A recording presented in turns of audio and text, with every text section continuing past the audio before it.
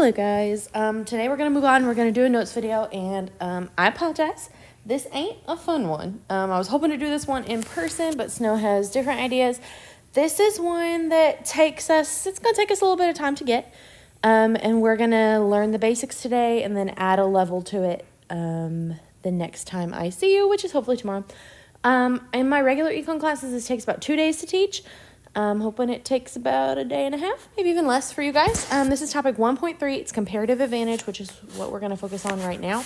We're not going to do gains from trade today. We'll do that when we come back in person, hopefully. So ignore my little mistake there. It's topic 1.3. Let's dive in. You're going to want a pencil, a piece of paper, and a calculator.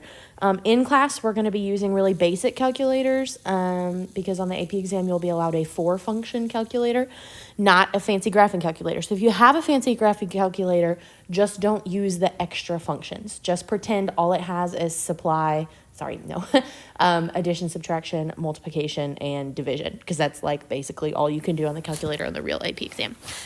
We're going to skip that, and we're going to talk about trade. So when we are looking at why a country or a group of people, like, I don't know, Kentucky versus Maine, would trade, it's because oftentimes when a country or group of people specializes in making something, they can make it at a low opportunity cost, and then they can just trade for the things that they don't have.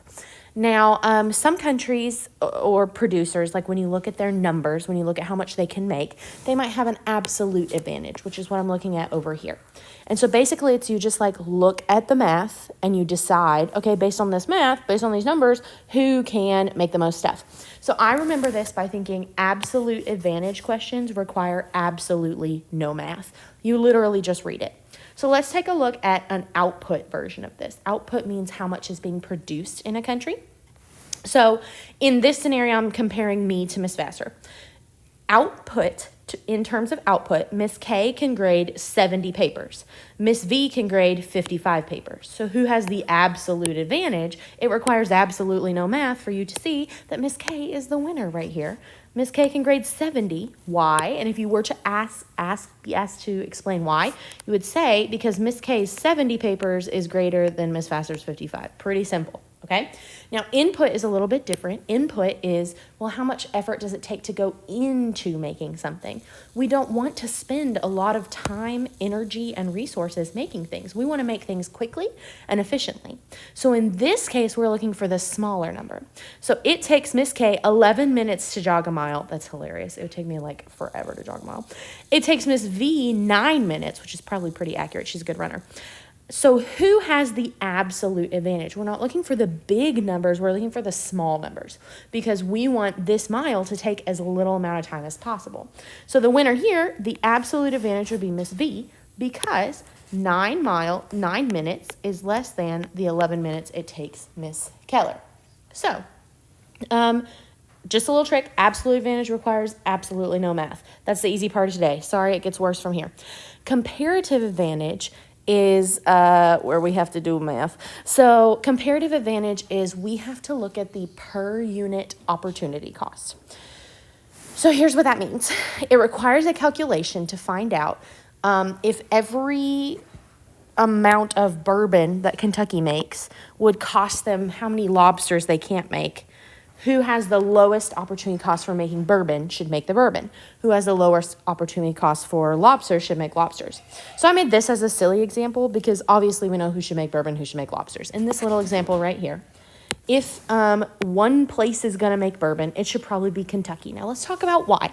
Why are some places better at making some stuff than other places? In Kentucky, we are good at making bourbon because we grow a lot of the grains here. We have cold winters and warm summers, which allows the bourbon to expand and contract. It has the perfect atmosphere. Sometimes people attribute the taste of bourbon to the limestone-bedded rivers that our bourbon places like Wild Turkey Distillery get the water from. So making bourbon here, we have the stuff to make it here. Maine has miles of saltwater coasts in which to either breed lobsters or go out and catch them like Deadliest Catch. What if Kentucky wanted to make lobsters? We'd have to build like a temperature-controlled saltwater hatchery and breed lobsters. We'd have to import mommy and daddy lobsters and make them breed. And then that just doesn't make sense. Why would we do that if we can make something we're good at and then just trade that thing for something that we're not good at making? So for bourbon, we have a low opportunity cost. For lobsters, we have a high opportunity cost. So let's go with the low opportunity cost. In Maine, they can easily make lobsters, but it'd be really hard for them to make bourbon because it's so cold up there. They can't grow the grains that they need. They'd have to import them. The bourbon wouldn't expand and contract into the wood in the summers because they don't have warm summers like we do. And so why would they do that? Why don't they just focus on what they're good at, opportunity cost-wise, and trade for what they're not good at? And so that is the idea behind the math we're going to do, but it is going to get really mathy, so grab your calculator. Let's just go ahead and dive in. So we have to find the per unit opportunity cost. Per unit means, okay, if Kentucky can make 20 bottles of bourbon or 5 lobsters, cool. But what if they just make 1 bottle of bourbon? How many lobsters do they lose out on? What if they make 1 lobster? How many bottles of bourbon do they lose out on? It's kind of like when we were looking at a PPC and we were trying to figure out what the opportunity cost of making 1 more of the other good was. But we're going to have like 2 PPCs, essentially. We're going to have 2 countries on the PPC. So let's practice a little bit. This is an output question. So your company can make, they're putting out 5 shirts or 10 hats. Well, what if they just want to make 1 shirt? So the per unit opportunity cost of each shirt, 1 shirt is the same as making how many hats is what we're looking at. So there's a little formula for this, the cost divided by gain. Well, if they choose to make shirts and completely focus on shirts, then they would gain 5 shirts, but their opportunity cost, what they lost, would be 10 hats. 10 divided by 5 is 2. Some of you guys could probably just look at 5 versus 10 and figure that out. I'm a formula person. I love formulas, so I always do the cost divided by gain. Okay, next question asks, what's your per unit opportunity cost for each hat in terms of shirts? So if I want to make 1 hat, not 10 hats, just 1, how many shirts do I lose out on? And here's how I find that out. If I choose to make hats, let's say I go all in on hats, that's my gain. That's on my bottom. But then I lose out on all those shirts. My cost, my opportunity cost, my next best option that I didn't get to do because I went all in on hats was 5. 5 divided by 10 is 1/2 or 0.5. I always keep it fractions because fractions make more sense to me. Decimals are fine too as long as they are correct. Now, it's going to get harder than that. We are now going to apply this to a table where we see 2 countries making 2 different goods. And before I dive in, let me take a sip of Diet Coke. And here we go. So this is an example of an output method. And I'm going to teach you, there's going to be an input one too. There's an input one. We'll go to the output one. The output method is the easiest. And honest to God, it's the one that I see on release free responses a lot more often. So most of the practices we're going to be doing are output. And that's good because they're easier. The input questions, we're going to do one in the notes and we'll probably do one when I see you in person, but they're not as frequently used. Okay. So following chart illustrates the number of CDs and pounds of beef that can be produced in 1 hour in Japan and Canada. So question number 1 and number 2 ask me for the absolute advantage. And remember, absolute advantage requires absolutely no math. So I'm going to go ahead and answer those for you. Take a look at number 1. Which nation has an absolute advantage in producing CDs? I'm going to go to CDs, and Japan can make 4 or Canada can make 4. So no one has an absolute advantage. I'll write neither. Ooh, why is my pen thing is so terrible? Let me try again. Why? Because 4 is equal to 4. Okay, so neither of them have an absolute advantage. There's no advantage. Which nation has an absolute advantage in producing beef? I go to beef. Absolute advantage means absolutely no math. And it looks like Canada can make 6 and Japan can make 2 within an hour. So 6 is greater than 2. So the answer is going to be Canada. Why? Because 6 is greater than 2. So we've done the easy part. Now let's dive in. And I'm actually going to zoom in to make it a little bit easier to see. The comparative advantage method is the next 2 questions. And the comparative advantage method is going to require us to do that per unit opportunity cost for every single box. So imagine, it's not well drawn on here. Imagine that this is actually like a box, like this. Let me draw it in real quick. Zoop. Oh, that was terrible.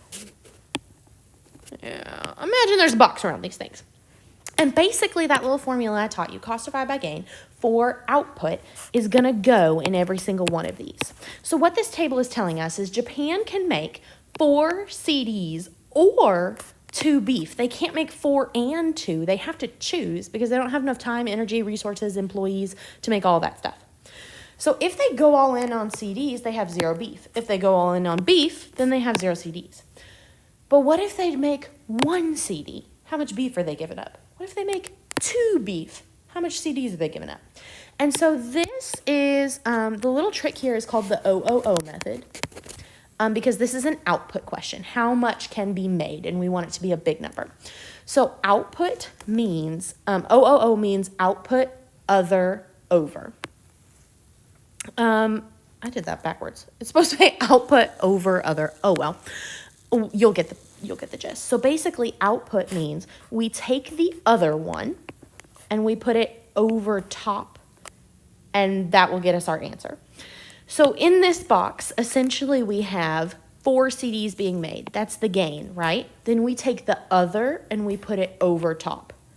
That's the opportunity cost. If they choose to make 4 CDs, they will lose out on 2.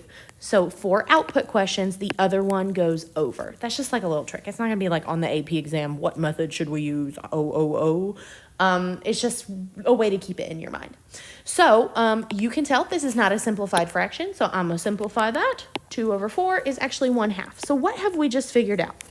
If we make 4 CDs, we can't make 2 beef. Well, what if we make 1 CD? How many beef can we not make? If we make 1 CD, we can't make half of a beef. So let's go the other direction, okay? So what if we go all in on making beef? If we make in Japan, 2 beef, we can't make 4 CDs. Well, what if we make 1 beef? So we're going to take the other and put it over. Okay, so here's the 2 on the bottom. We're going to take the other one, the 4, and put it over. So my gain was 2. My opportunity cost was 4. I make 2 beef. I go all in on beef. It goes on the bottom. And the other goes over. This simplifies to 2. So what does that mean? If I make 1 beef in Japan, that's the same time, energy, and resources that now I cannot make 2 CDs. So we do that for every single number in the box. So now that I have done Japan, let's bop on down and do Canada. In Canada, they can make 4 CDs or 6 beef. Or they can make 6 beef and then they can't make 4 CDs. So let me do my other goes over. So I'm going to go, my 4 goes on bottom here. And the other one comes over. Oh, that was terrible. Other one comes over. And that is 6 over 4, which again needs to be simplified. So that is going to be 1 2/4, 1 1/2. Okay? Or 1.5.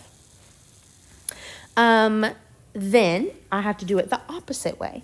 My 6 goes on the bottom here. That's what I gain. If I choose beef, then I lose out on making CDs. But if I choose 1 beef, how many CDs can I then not make? What's the per unit opportunity cost? I'm going to take the other and put it over.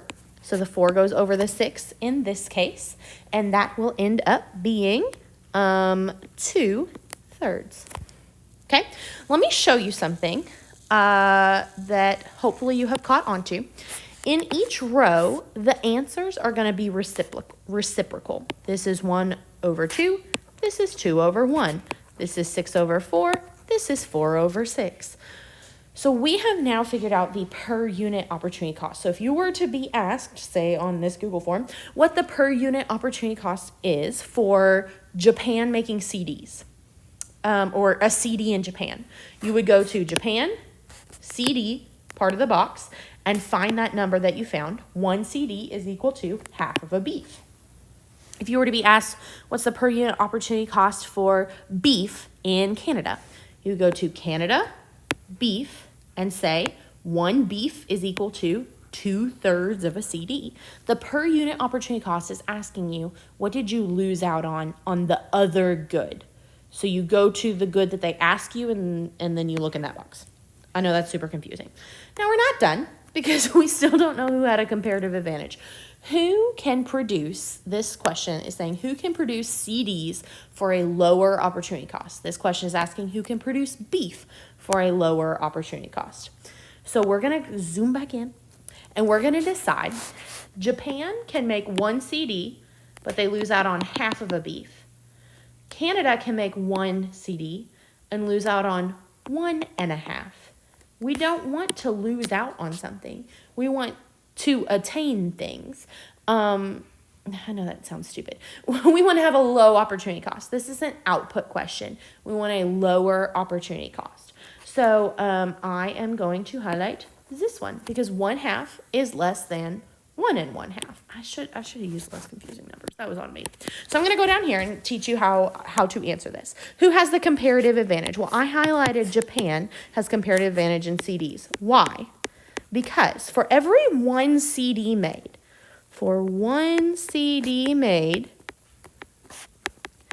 Japan's opportunity cost, OC, is 1/2. That is less, which is less, and we want a lower opportunity cost than Canada. I'm going to put CAD because I'm being lazy.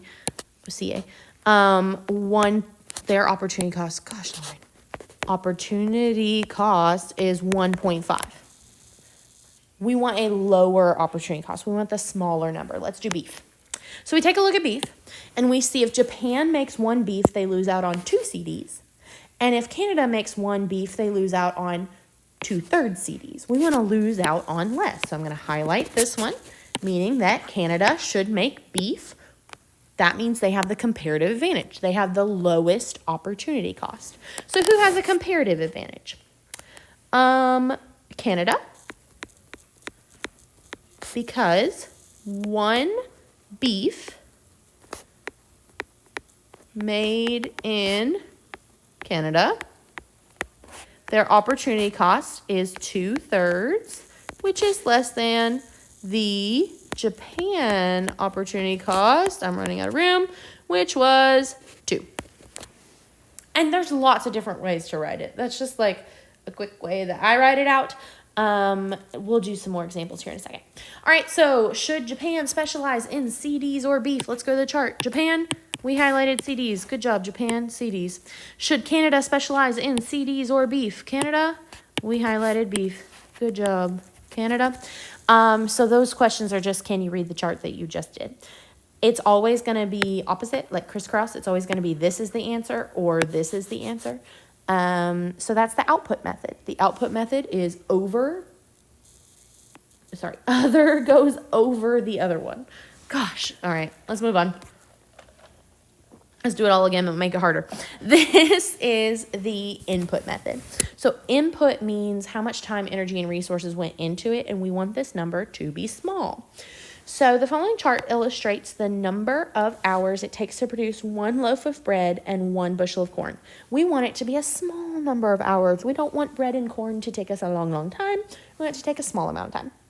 So, which nation has an absolute advantage in producing bread? So let's go to bread.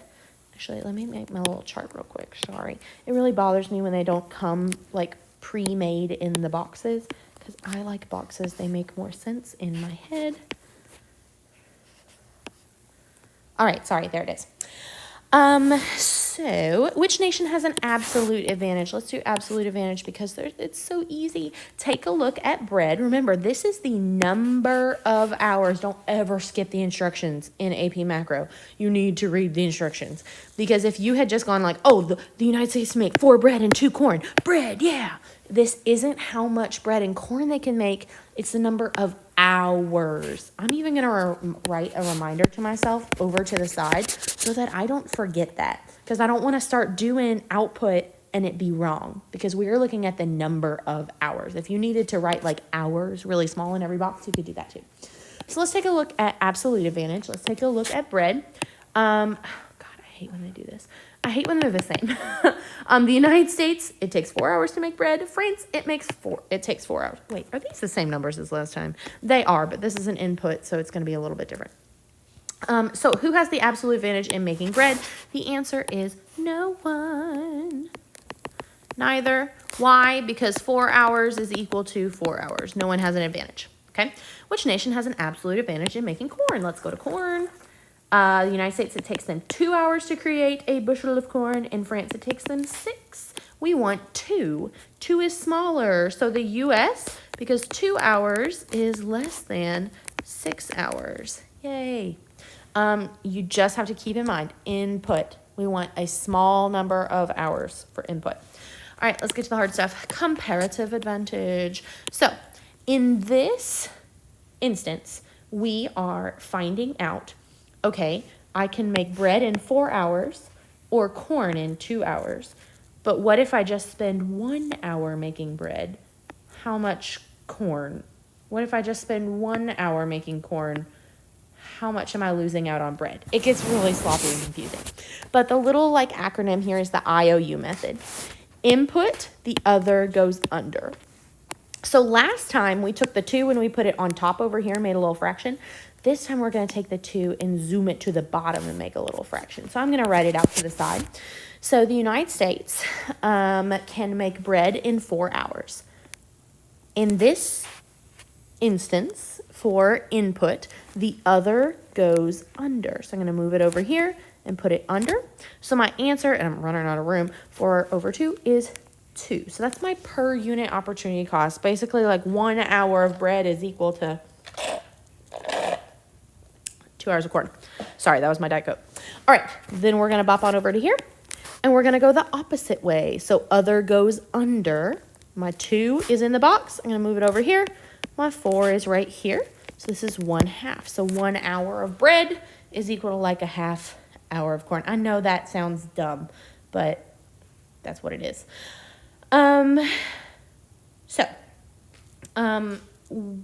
When we are looking at input questions, oh wait, no, I gotta do the bottom. Duh. Notice that just like last time, they're reciprocals of each other. 1 over 2, 2 over 1. Let's go back and do the bottom.